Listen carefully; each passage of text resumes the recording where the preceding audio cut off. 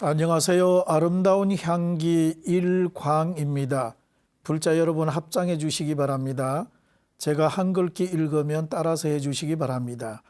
위 없이 깊고 깊은 미묘한 법은 위 없이 깊고 깊은 미묘한 법은 백천만급 지난들 어찌 만나리 백천만급 지난들 어찌 만나리 제가 이제 보고 듣고 받아지니니 제가 이제 보고 듣고 받아지니니 부처님의 진실한 뜻 알게 하소서. 부처님의 진실한 뜻 알게 하소서.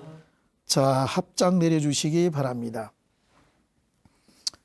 자, 지난 시간에 저희들이 부처님 말씀 가운데 굉장히 중요한 부분 삼법인에 대해서 공부를 했습니다. 삼법인이라고 하는 것은 세 가지 중요한 진리의 도장, 진리의 표식, 틀림없는 진리라고 그래가지고 도장을 찍었다. 누가? 부처님께서 도장을 찍어줬다.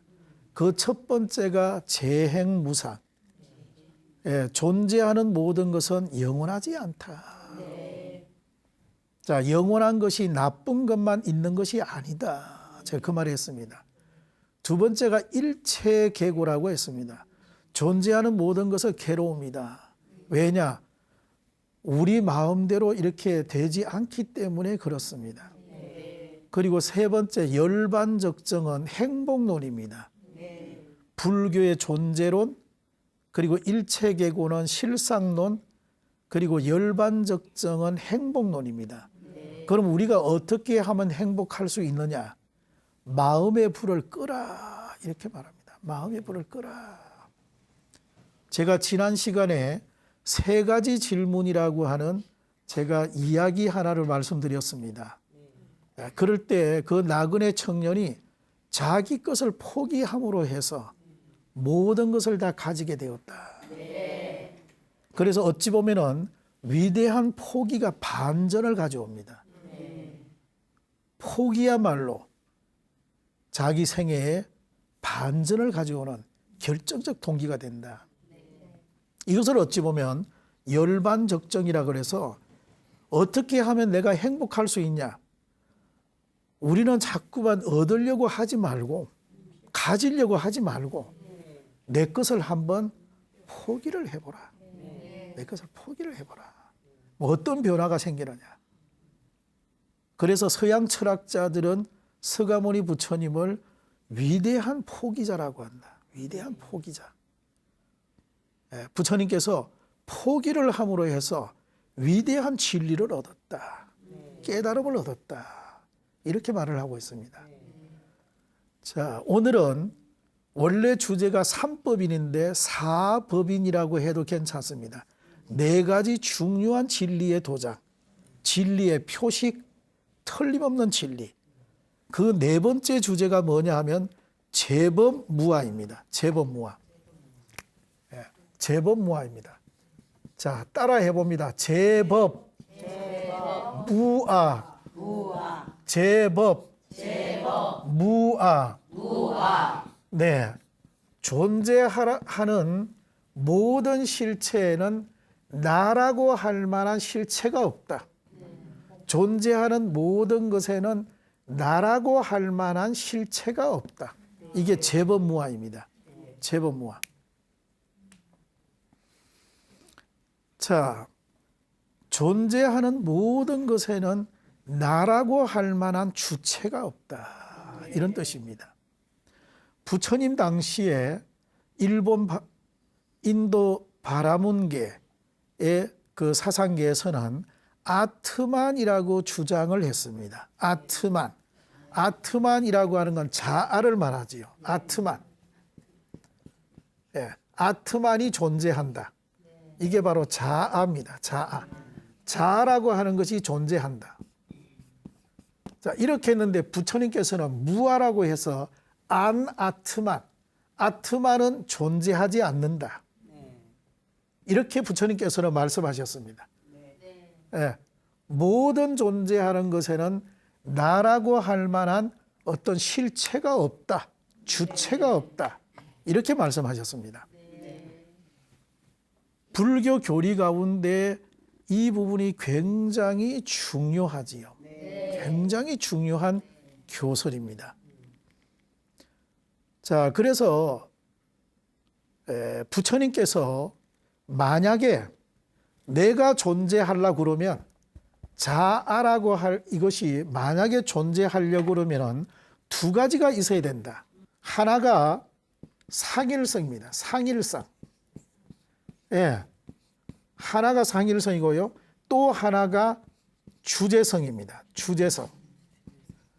예. 이 두 가지가 존재해야 된다. 이렇게 말하고 있습니다. 자, 따라 읽어보면 상일성, 주제성, 상일성, 주제성. 상일성이 뭐냐고 그러면은 변하지 않고 한결같은 나. 변하지 않고 한결같은 나. 주제성은 뭐냐고 그러면 내가 나라면 내 마음대로 할 수 있어야 된다. 그런데 내가 과연 그러냐 하는 겁니다. 자, 내가 오늘 백화점에 갔습니다. 백화점에 갈 때 내가 분명히 이런 생각했습니다. 나는 오늘 아이 쇼핑만 하지 절대 물건 안 산다. 딱 굳은 결심을 하고 친구 따라서 갔어요. 근데 친구가 뭘 이렇게 사요. 이것도 뭐 신상품이라고 그래가 사고 무슨 이것도 뭐 그게 내가 그냥 넘어가는 거예요. 내 이성을 잃어버리는 겁니다. 그러니까 나도 몇 가를 사요. 몇십만 원어치를 사가지고 집에 와서는 후회를 하는 거예요. 후회를 하는 거예요.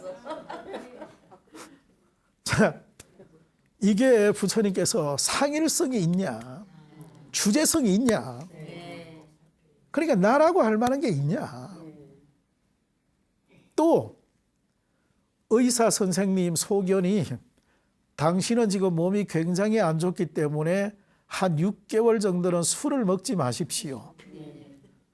이렇게 해서 6개월 동안은 술을 안 먹기로 다 굳은 맹세를 하고 있는데 오랜만에 친구가 전화가 와서 얼굴을 한번 보자 합니다. 아, 그러면 가서 딱 한 잔만 하자. 너무 안 하기 미안하니까 한 잔만 하자. 그래서 나갔는데 한 잔 먹고 두 잔 먹고 친구가 또 요즘에 사업이 너무 안 된다고 눈물을 흘리니 그것도 위로한다고 하고 이래가지고 만치가 돼서 집에 온 거예요. 그리고 그 다음날 또 후회를 합니다. 자, 이런 나. 또 어떤 나가 있을까요? 자, 이런 여러 가지 등등의 내가 존재합니다. 그래서 부처님께서는 과연 나라고 하는 존재가 상일성이 있느냐? 변하지 않고 한결같은 내가 존재하느냐? 내가 나라면 내 마음대로 할 수 있어야 된다. 그런 내가 존재하느냐? 이 두 가지가 존재하지 않는다면은 나는 무하다. 존재하지 않는다. 존재하지 않는다. 이런 내용이에요. 제법 무아입니다. 예, 존재하는 모든 것에는 나라고 할 만한 실체가 없다. 그런데 인도 사람들은 바라문계에서는 아트만이라고 해서 자아를 주장합니다. 또 제가 지난번에 버마일려라고 했는데 인도 사람들은 그때 당시 사람들은 생각하기를 이렇게 생각합니다. 꽃이 아름답게 피는데 그 꽃 속에는 무엇인가 실체가 내재되어 있다.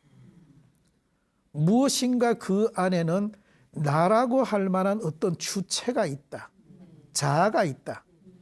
피리 소리가 아름답다. 아름다운 피리 소리. 그 안에는 무언가 내재한다. 어떤 실체가 존재한다. 꽃이 아름답고 피리 소리나 풍금 소리가 아름답고 마차, 수레가 굴러가는데 그 굴러가는 수레 속에는 무언가 존재하기 때문에 수레가 굴러간다.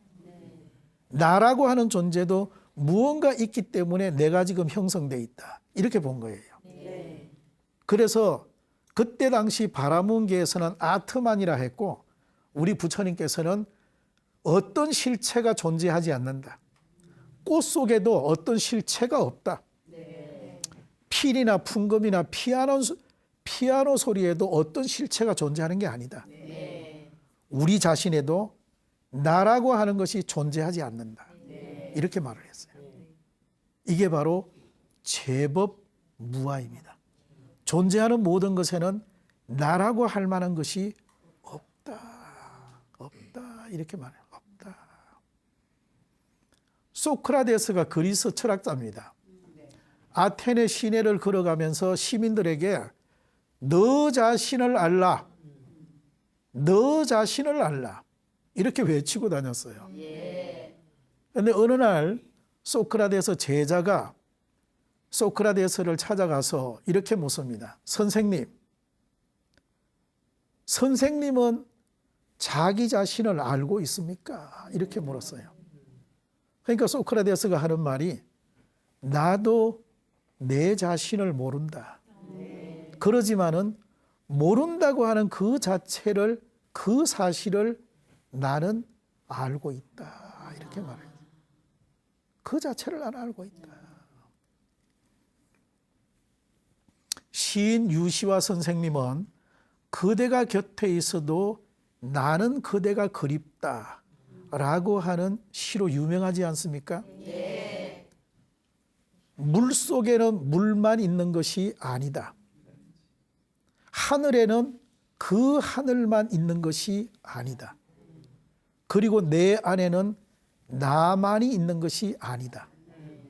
내 안에 있는 이여, 내 안에서 나를 흔드는 이여, 물같이 바람같이 흘러서 엄밀한 내 꿈과 만나는 이여, 그대가 곁에 있어도 나는 그대가 그립다. 자, 이게 무슨 시냐?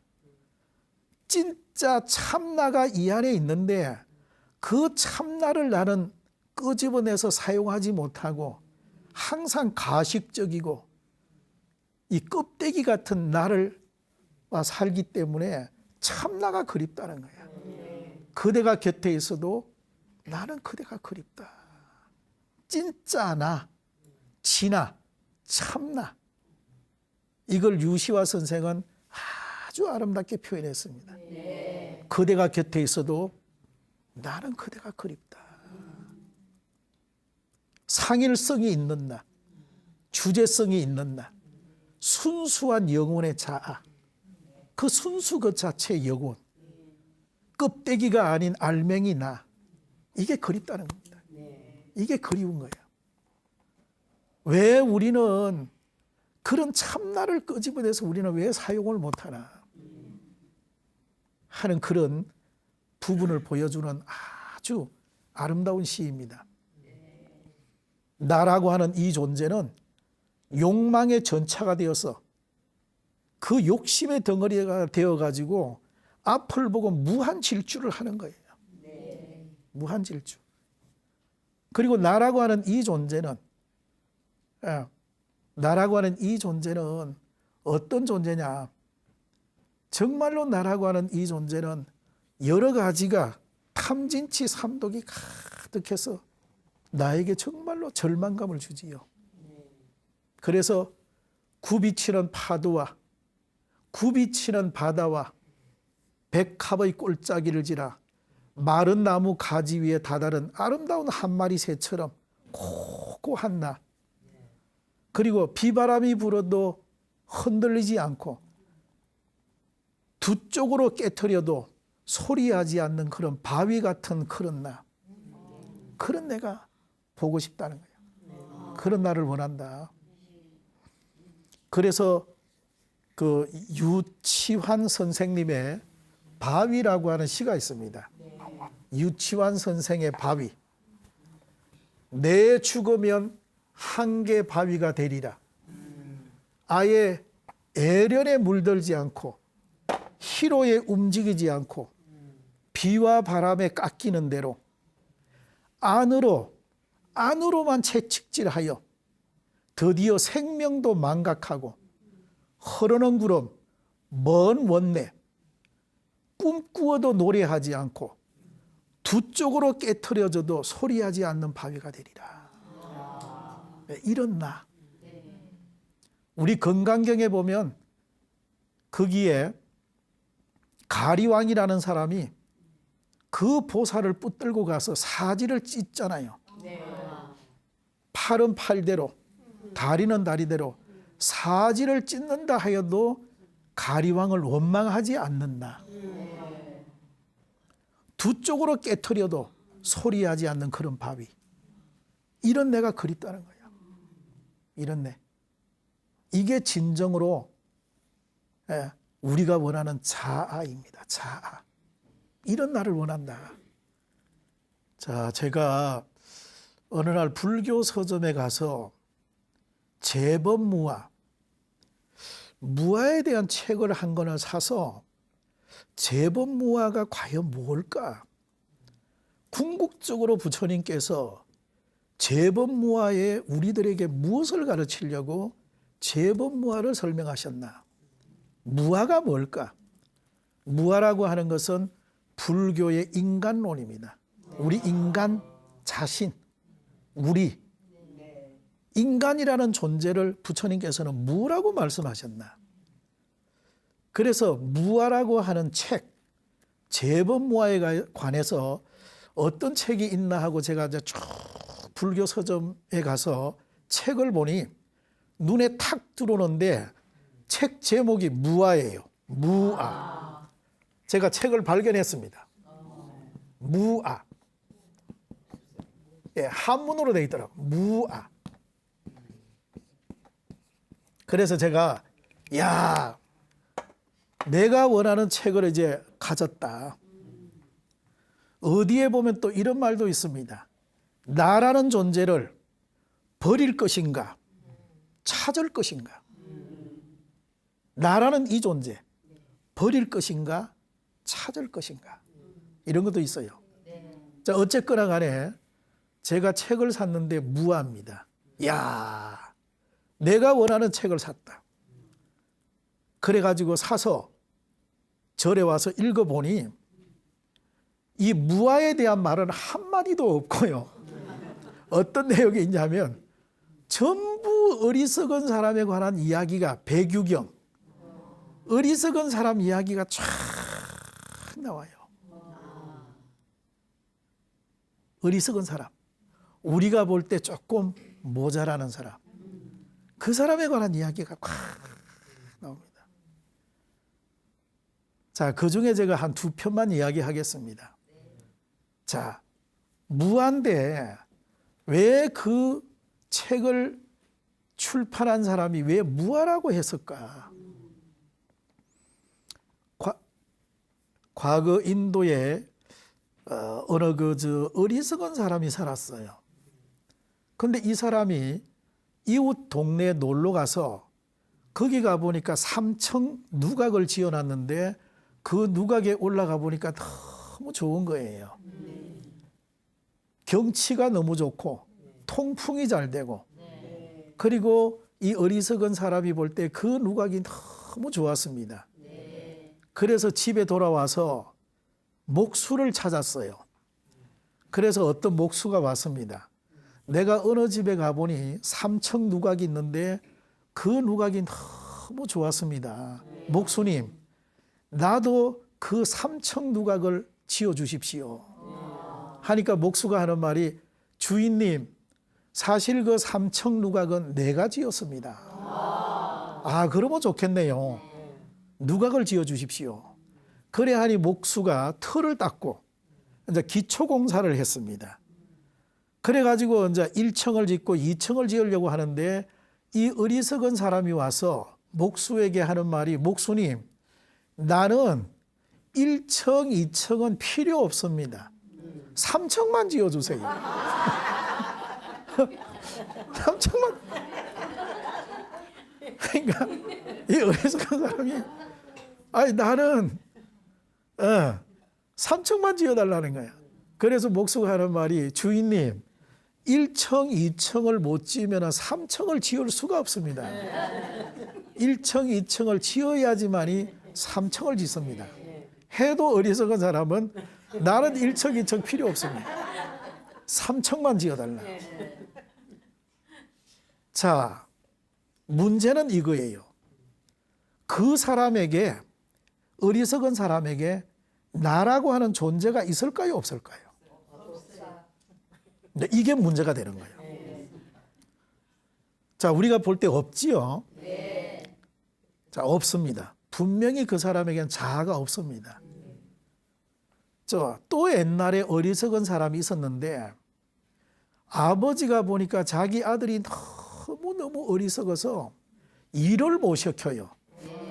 일을 시키지 못할 정도로 어리석은 사람입니다. 그래서 아버지가 어느 날 아침 밥을 먹다가 아들에게 아들아, 아침 먹고 나서 오늘 장날인데 장에 좀 다녀와야 되겠다. 이렇게 했어요. 아침을 먹고 나니까 아들이 없어진 거야. 아무리 찾아도 없는 거야. 점심 때가 지나서 아들이 왔어요. 너 어디 갔다 왔냐 하니까 아버지가 장에 갔다 오라 해서 장에 갔다 온 거예요. 장에 갔다 와서. 그러니까 아버지가 기가 막힐 노릇이다. 그래서 방 한켠에 보면은 지팡이가 있는데 이 지팡이를 아들에게 주면서 아들아, 내가 볼 때 너가 너무너무 바본데 이 바보 지팡이를 가지고 네보다 더 어리석은 바보가 있으면 이걸 전해주라 했습니다. 그래서 그 아들이 지팡이를 가지고 이 동네 저 동네를 돌아다녀봐도 자기보다 더 바보가 없어요. 줄 수가 없어. 그래서 집 한켠에다가 딱 세워놨습니다. 그래서 이 아들이 어느 날 지게를 지고 산에 나무를 하러 올라갔습니다. 올라가서 나무를 한 집 해가지고 집에 왔습니다. 집에 와서 보니 어머니가 헐쩍헐쩍 울고 있는 거예요. 어머님, 왜 이렇게 눈물을 흘리고 계십니까? 이래 물으니 어머니 하시는 말씀이 니네 아버지가 이제 죽을 모양이다. 그래서 이 아들이 아버지 곁에 갑니다. 그러니까 아버지가 아주 콜록콜록하고 숨을 아주 몰아쉬고 있습니다. 아버님 왜 이러세요? 하고 이제 바보 아들이 묻습니다. 내가 아마 저승으로 갈 모양이다.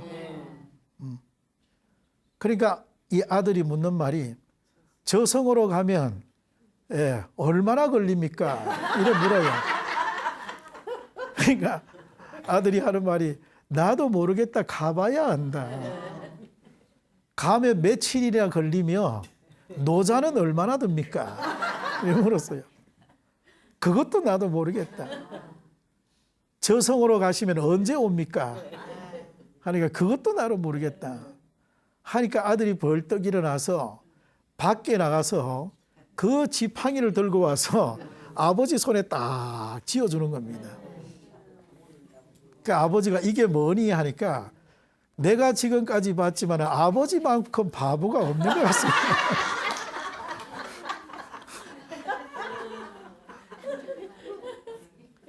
자, 여기서 말이지요.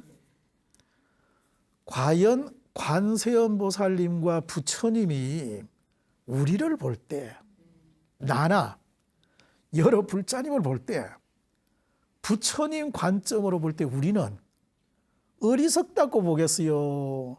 참나가 있다고 보겠어요? 그러니까 바보 아들이나 아버지나 마찬가지예요. 마찬가지예요. 우리도 지극히 어리석은 존재입니다. 내 존재가 어리석음이에요. 그러니까 무하라고 하지요. 존재하지 않는다. 존재하지 않는다. 이래 보는 겁니다. 자, 그런데 부처님 생애를 이렇게 자세히 보면 서가모니 부처님께서 무아라고 이렇게 주장을 하시지만 말씀하시지만은 100% 무아를 주장하지 않고 자아를 인정하는 부분이 많이 나옵니다. 요거를 우리가 잘 봐야 됩니다. 완전하게 100% 무아다 이게 아니고요. 자아를 곳곳에 자아가 중요하다는 말을 말씀하십니다. 이제는 그 설명을 해보려 합니다. 자, 그럼 부처님께서 왜 무아를 주장하셨고 왜 자아를 왜 말씀하셨는지 그 부분을 이제 제가 설명하려고 합니다. 부처님께서 어느 날 바라나시 녹야원에서 오비구 등 여러 제자를 이제 교화하시고 드디어 이제 푸다가야 우루벨라로 가시다가 바라나시 인근의 숲속의 큰 나무에서 딱 선정에 들어서 쉬고 계셨습니다. 길 가다가 쉬고 계셨습니다. 그때 바라나시의 그 젊은 청년들이 각자 자기 부인을 데리고 와서 야유회 아마 놀이문화를 즐겼던 것 같습니다. 그런데 그 중에 이제 청년 한 명은 아직 미혼이라 부인이 없어서 아마도 유녀를 데리고 왔습니다. 유녀. 유녀라고 하는 것은 유흥가에 종사하고 있는 여성. 유녀를 데리고 왔습니다. 그래가지고 더불어 함께 이제 잘 놀았는데 문제가 발생했어요. 그 유녀가 하지 말아야 될 것을 해버렸습니다. 다른 게 아니고 유녀가 사람들이 잘 놀고 있는 그 틈새를 이용해서 그 사람들이 저 한켠에 놔둔 가방이나 옷까지 거기를 뒤져가지고 좋은 물건, 값비싼 것을 끄집어가지고 도망을 가버렸어요. 자, 한참 이 젊은이들이 놀다가 보니까 사람이 한 사람 없어졌고 얼른 물건이 있는데 가보니까 값 나가는 여러 가지 물건이 없어진 거예요. 자, 그래서 이 청년들은 동서남북으로 흩어져서 그 사람을 찾게 되었습니다. 그 여기저기 돌아다니다 보니까 큰 나무 아래 부처님이 딱하니 이렇게 선정수행에 들어 있었습니다. 그래서 젊은이들이 가서 위대한 존자시여 혹여 이 앞을 어떤 여인이 가방을 들고 이런 것을 들고 가는 여인을 보지 못했습니까? 이렇게 물어요. 그 부처님께서 젊은 청년들을 보시고 그 여성을 왜 찾느냐 이렇게 이제 물었지요. 그러니까 그 여성은 우리들의 중요한 물건을 가지고 도망을 가버렸습니다. 이래하니 부처님께서 젊은이들이여 잠깐 앉아보라. 그러면서 하는 말이 잃어버린 물건을 찾는 것과 궁극적으로 잃어버린 내 존재, 내 자신을 찾는 일, 이 두 가지 중에서 어떤 것이 더 소중하다고 생각하느냐? 물건을 찾는 일하고 잃어버린 내 자신, 자아를 찾는 일하고 어떤 것이 더 중요하다고 생각하느냐? 하니까 청년들이 잃어버린 내 자신을 찾는 일이 훨씬 중요하다고 생각합니다. 자, 이렇게 말을 했습니다. 하니 부처님께서 말씀하시기를 옳은 말이다 그대들이여. 물건이라고 하는 것은 있다가도 없는 것이고 없다가도 있는 것이다. 잃어버린 자기 자신을 찾아서 올바로 살아가는 일이 굉장히 중요한 것이니라. 이런 말을 해요. 자, 여기에 보면 부처님께서 자기 자신, 자아라고 하는 말을 하고 있다고 하는 것을 우리는 알 수 있습니다. 그지요? 예, 부처님께서 우리들에게 무아를 설명하지만은 부처님 생애 전체를 놓고 보면 이런 것들이 자주 등장합니다. 자, 그 다음에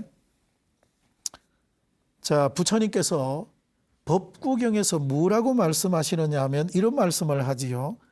전쟁터에서 싸워 100만인을 이기는 것보다 자기 자신을 이기는 사람이 가장 뛰어난 승리자이다. 자신이 의지할 곳은 오직 자신뿐이다. 달리 어디에 의지할 곳이 있으랴. 자신을 잘 조어했을 때 사람은 얻기 어려운 의지처를 얻느니라. 또 이런 말이 있습니다. 나 이외에 그 누구도 나를 바꾸어 줄 수 없다. 오직 나만이 나를 바꿀 수 있다. 자, 이런 등등의 말을 보면 서가모니 부처님께서 우리들에게 자기 자신, 내 자아, 이 부분을 굉장히 강조하고 있다라고 하는 것을 알 수가 있습니다.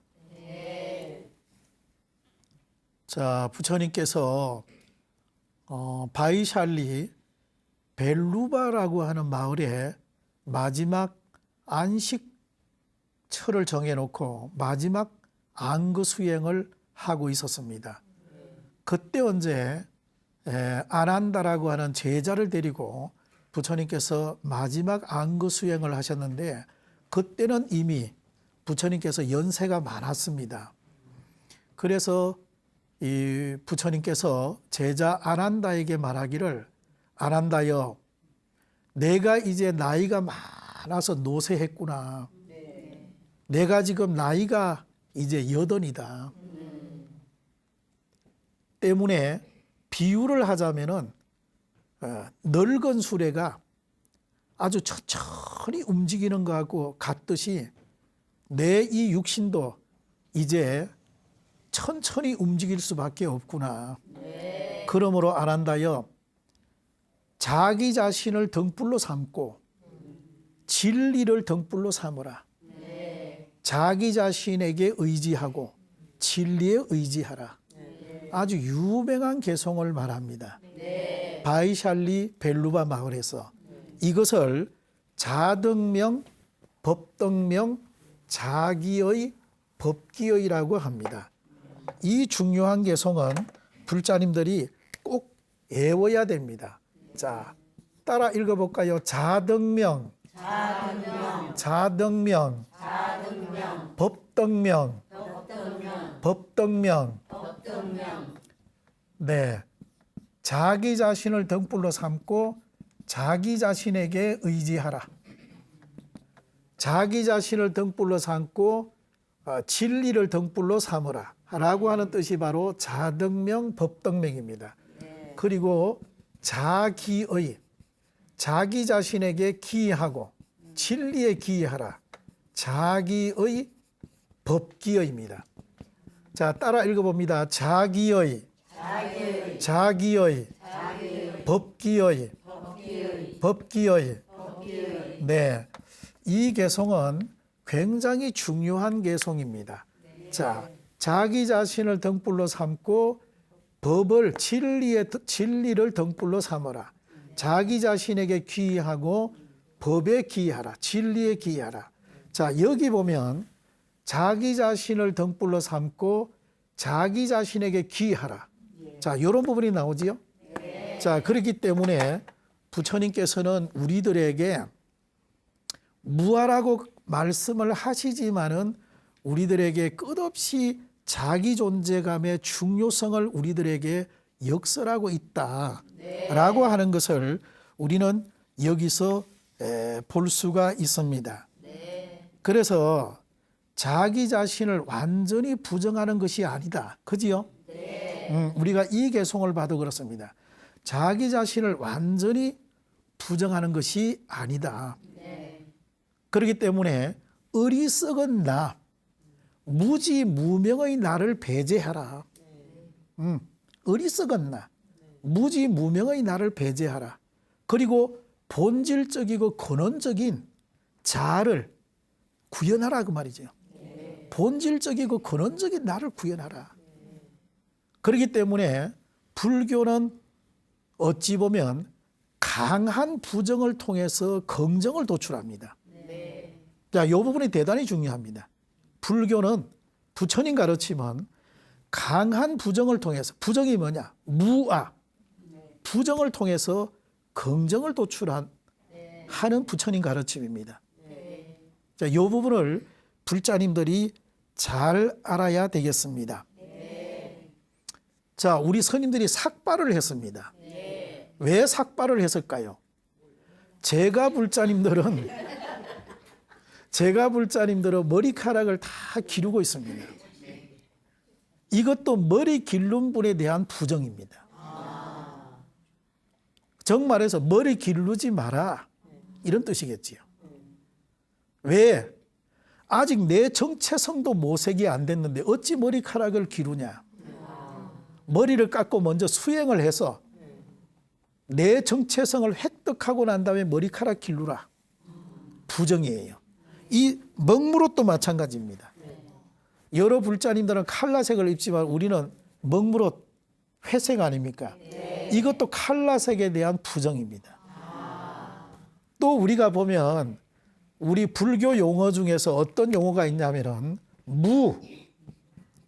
무라고 하는 이 개념, 공, 그 다음에 비, 그 다음에 불, 이런 모든 개념이 다 강한 부정을 나타냅니다. 반야심경의 무안이비설신의 무색성양 미촉법, 무안개내지 전부 무자입니다. 강한 부정을 합니다. 공도 마찬가지입니다. 텅 비워라. 예. 색뿌리공 공뿌리새. 아무튼 공이라고 하는 이 개념도 강한 부정을 의미합니다. 비라고 하는 이 글자도 마찬가지입니다. 비허무지무, 비진무지무, 예. 비유무지무. 이것도 아무튼 부정이고 불이문할 때 불자입니다. 이것도 부정을 나타냅니다. 그래서 불교는 강한 부정을 통해서 긍정을 도출하고자 하는 부분이다. 만약에 어떤 부모가 있는데 못난 자식을 뒀습니다. 부모가 너무너무 고통스러워서 어느 날 이렇게 말합니다. 자식에게 너 나가 죽어라.